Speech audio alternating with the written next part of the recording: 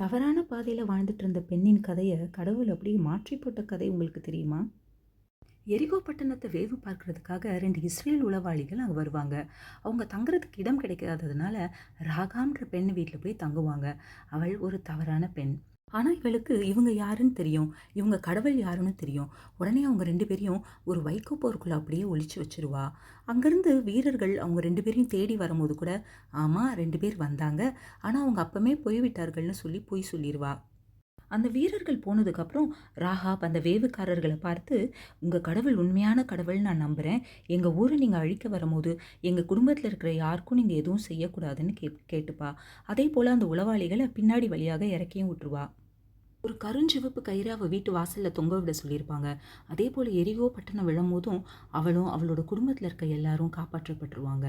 கடவுள் அவள மேன்மேலும் ஆசீர்வதித்தார். இஸ்ரவேல் மக்களோடு அவ சேர்ந்து வாழ்ந்தான்னு போட்டிருக்கு. உங்களுக்கு ஒண்ணு தெரியுமா? இயேசு கிறிஸ்துவின் வம்ச வரலாறுல போவாஸ்ன்னு ஒரு பேர் இருக்கும். அந்த போவாஸ் இந்த ராகாபினுடைய மகன் தான். The world labeled her a sinner, but she became Rahab the redeemed through her faith.